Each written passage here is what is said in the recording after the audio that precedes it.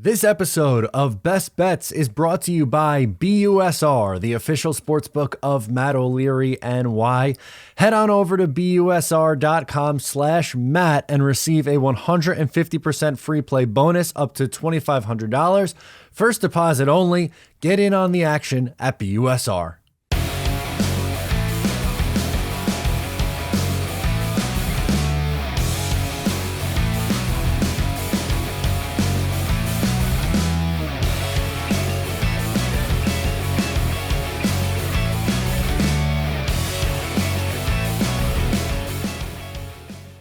Hello and welcome back to Best Bets. What is going on? I am Matt O'Leary, joined by Newsday's NFL pick columnist, Joe Manniello. Joe, how's it going?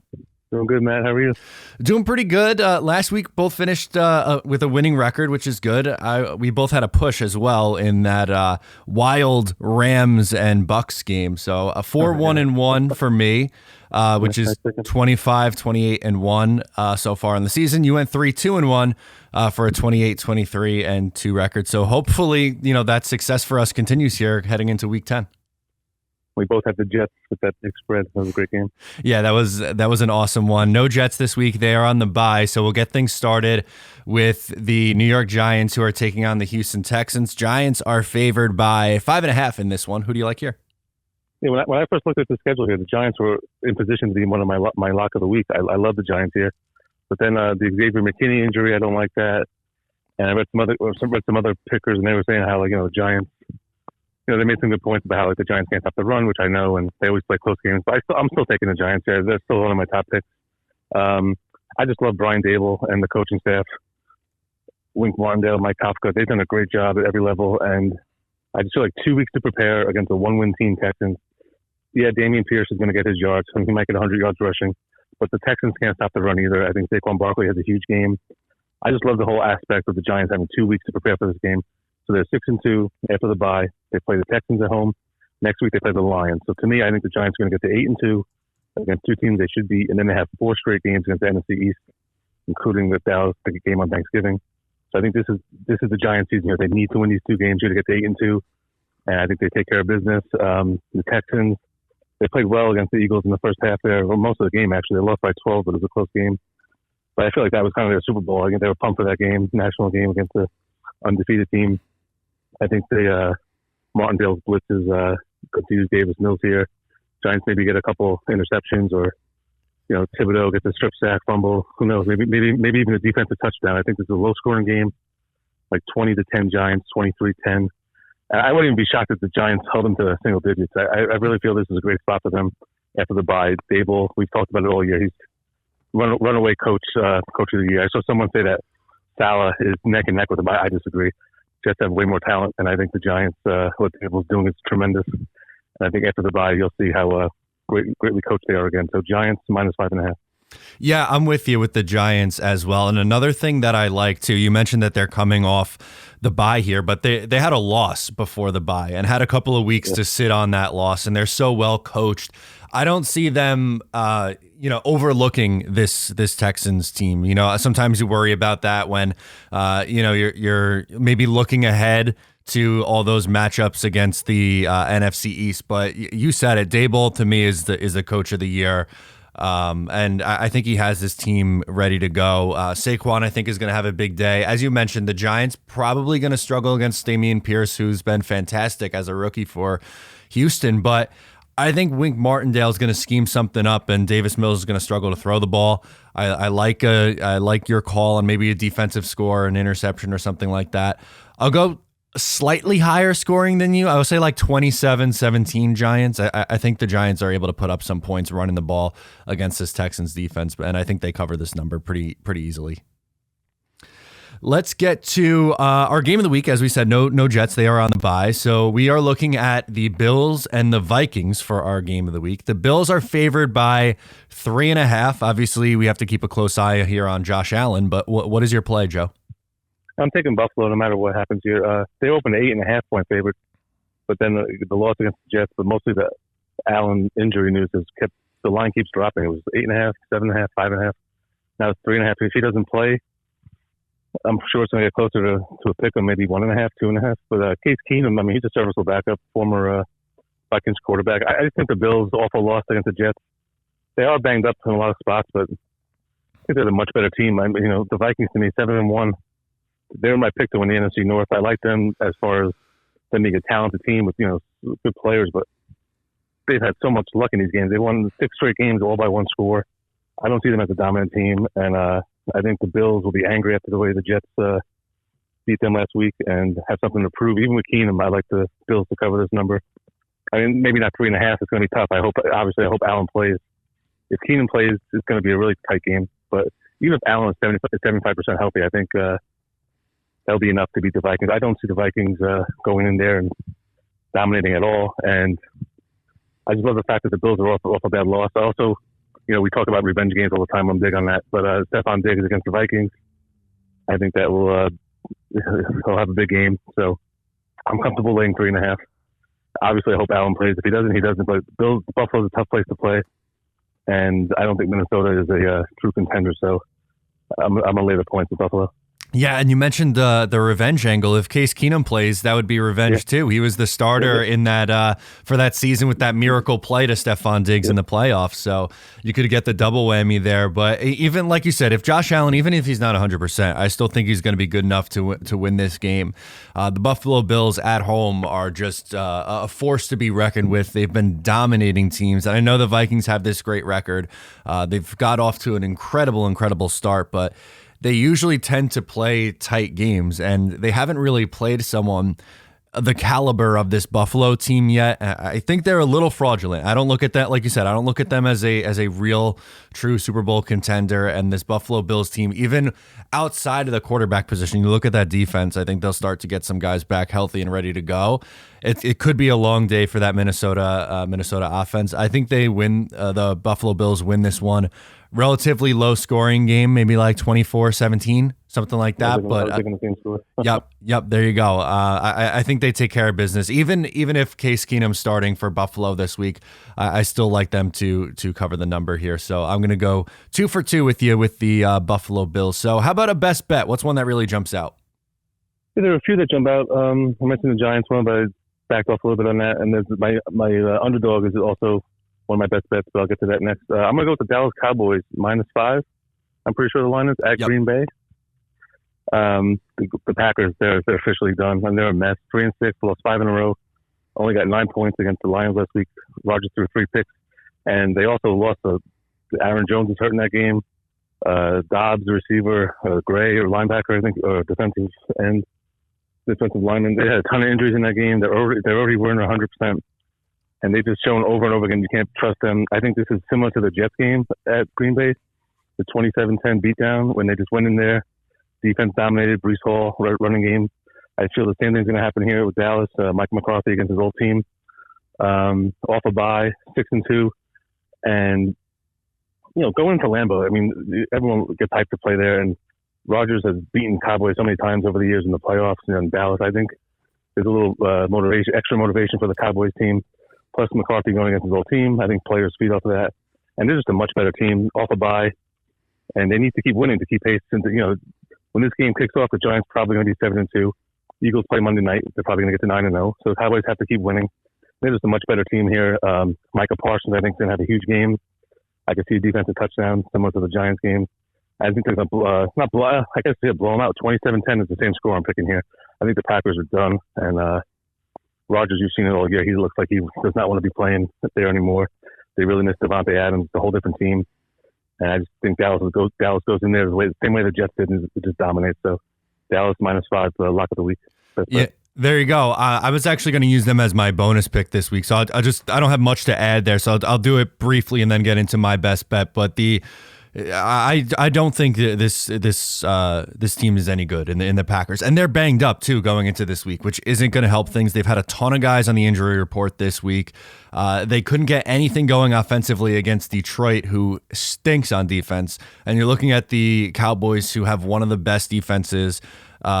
Quinn is a great coordinator for them. I think he's going to be in the head coaching cycle again this upcoming year. He is just absolutely unbelievable. So that's what I'm going to use for my bonus pick. But for my best bet, I'm going with the Dolphins -3.5. They just played a wild game against the Bears and didn't cover their number, but I think they do it this week against the Cleveland Browns, who, yes, I understand that they were on the bye, but I don't trust that team at all. They had a really nice performance against Cincinnati their last time out, but this Miami team, I think, is going to be able to put up points, and I don't trust the Cleveland Browns to do it twice in a row, putting up the performance that they did offensively.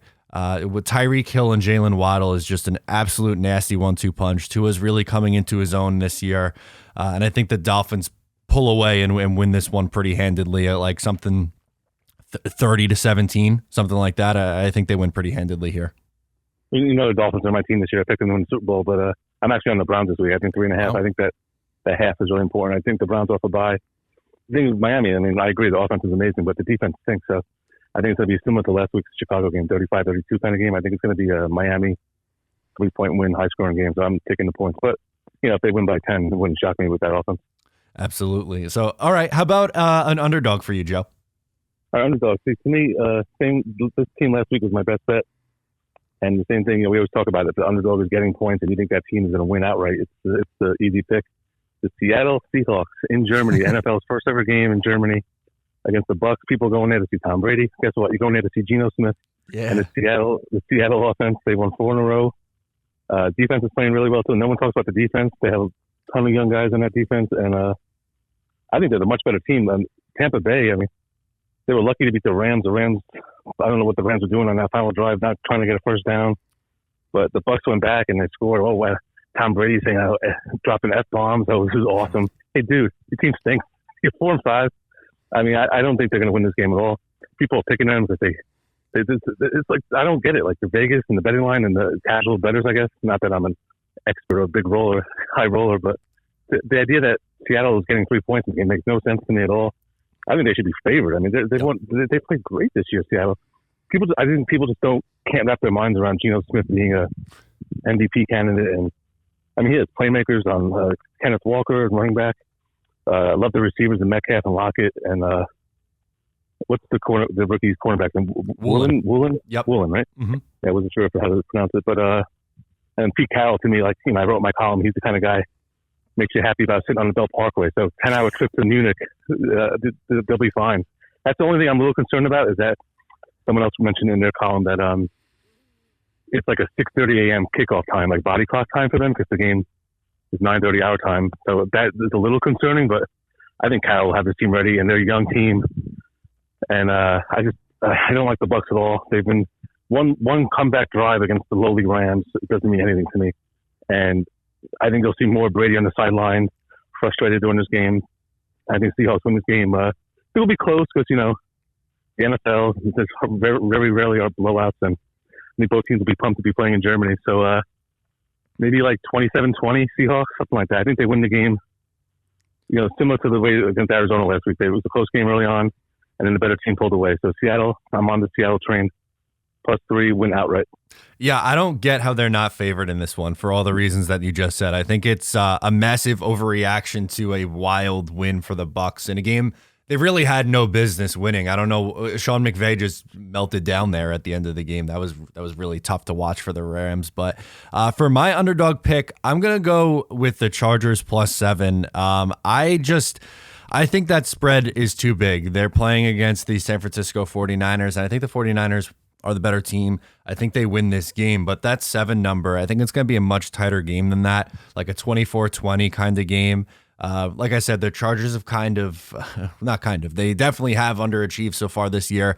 They haven't been as potent on offense as people expected, but I mean, this is something that you mention all the time. They always play tight games, and I don't think the 49ers offense is going to just run wild this week. I think, like I said, a lower scoring game, which kind of tends to lean into the underdogs, and the spread's a little bit bigger. So I'm going to take the Chargers getting 7. Yeah, this is the toughest game of the week to pick. I'm actually haven't written my write-up for this game because I'm hoping to see. I want to see if it's 6.5 or 7. So I'm tempted to take the Chargers myself for the reasons you said. It's a close game. The Niners they usually don't blow teams out, and they're off a bye and they're home, and the Chargers are still banged up. But I don't know. I agree. Like Sunday night game, the Chargers are such a weird team because like they have talent, but I mean they're banged up. but like Herbert's good and Eckler's so good, and they're always in these games. I can't see the Niners winning this game 31-17. I think it's more likely, like you said, 24-20. 27-24, so I'm probably going to take the points too, so I think it's a good pick. All right, there we go. And for my bonus, I said earlier that I was going to be taking the Cowboys, so what is your bonus play this week? All right, so you just talked about Sean McVay. He's 11-1 all time against the Cardinals since he joined the Rams, and I've talked about that stat multiple times on the show. But I actually like the Cardinals a lot in this game. They're getting 1.5. Yep. And I liked them before they were even Matthew Stafford was in the concussion protocol. The Rams, to me, that last week, that was it. That game against the Bucs, that was their season. Their season's already. They probably weren't already going to make the playoffs, but that was it. I mean, that was like the worst ending. I don't know what happened in that game, but Cardinals are a weird team too. I mean, they're underachieved as well. So I don't. I think it's going to be a close game. But I like the Cardinals play better on the road. They're 2-2 on the road this year. Last year they were 8-1, including a win at LA. It was a blowout win too. I think it was 37-20 early in the season, and I had the Rams that week, of course. But I just think the Cardinals. They're so unpredictable. Like, this is the kind of game where people probably say, "Oh, the Rams, this is the game the Rams will win because they own the Cardinals." But I think last week's loss to Tampa Bay carries over, and I feel like, obviously Stafford's not 100%. They just have no running game. They have nothing. They can't run the offense that McVay built his reputation on and got the Super Bowl. So it's not the same team as last year. And I guess people still don't realize that. Similar to the Bucs and the Packers, they still want to think something's going to happen. But hey, guys, it's week 10. This is it. The Jets are good. The Giants are good. Packers aren't good. The Rams aren't good. It's the NFL. Things happen. So I think the Cardinals upset, win the game outright in a weird game. So I'm just going to play a hunch here. And I think the Rams last week's loss carries over, and Kyler Murray does his thing, and they win a close game. Maybe like 24-20, 2017. The Rams just haven't. I think they scored 20 or more points only a couple of times all year. You just can't trust that offense, and I think I'll take the Cardinals here to win outright. Yeah, I think you're onto something there. That I don't know how you respond from that loss for the Rams last week, and the Cardinals. I don't think they're any good either, but they're playing teams tight recently, so they hung around with the Seahawks last week. So I like that one a lot. We're gonna do a head to head like we did last week with no Jets this week. So we're gonna go with the Chiefs and the Jags for the head to head. So who do you like in this game? Why don't you start first? You start first. Okay, so I am going to take the Kansas City Chiefs in this one, laying 9.5 points, because that is a big spread, and I understand why some people are going to be apprehensive to take that, especially because they were a big home favorite just against Tennessee, and they won a tight game 20-17. But this is more about how the Kansas City Chiefs tend to respond when they have a game where they struggle a little bit. So against Indianapolis, their first loss of the year, they only put up 17 points. They responded by dropping 41 on Tampa Bay. Then in their second loss of the year, they put up 20 points against the Buffalo Bills, and then they responded by dropping 44 on San Francisco. So it seems like anytime they have a little bit of a dip, they tend to trend right back up. And I think this is a good spot. They won last week. Yeah, well, offensive dip, I guess we should say offensive dip, but they trend right back up. They're first in the NFL in points, second in yards. I don't trust this Jacksonville team. I don't know what they are each week. They got me last week. I thought the Raiders would beat them, but the Raiders might be worse. I just don't think this offense in Jacksonville is going to be able to keep up with the firepower of Patrick Mahomes and that Andy Reid offense. I think this is one that could get ugly, and I think they could cover this number pretty handedly. I'll say something like 34-17. The Chiefs pull away at the end and cover the 9.5 points. So this is a good head-to-head because I'm extremely on the other side here. I like the Jaguars a lot, getting 9.5. I mean, every year we talk about the Chiefs at home or even on the road. They always have one or two games where it's like, wow, how is this game tied in the fourth quarter? Like, how is this happening? Every year it happens. And this year, they're 0-4 against the spread at home. Every game has been close. Lost to the Bills by 4, 2 3-point wins, including last week, and then one point win against the Raiders, a game they should have lost. And for me, this is a classic trap game for the Chiefs. So last week they played Sunday night against the Titans. Should have lost that game too. Emotional comeback, Mahomes running around, overtime win, and so that was last week, right? So Sunday night, huge emotional comeback win. Next week, their game against the Chargers, which probably might be for first play. I mean, the Chiefs are going to win the division, but the Chargers are basically the only threat right now. The way the Broncos and Raiders are playing, that's a huge game. That game got flexed to Sunday night. So you got two Sunday night games against And then in between, you got the 3-win Jaguars coming to town. For me, this is a classic trap game. I don't see the Chiefs coming out here wanting to blow this team out. I think Travis Etienne is going to keep Patrick Mahomes on the sideline. He averages almost 6 yards a carry.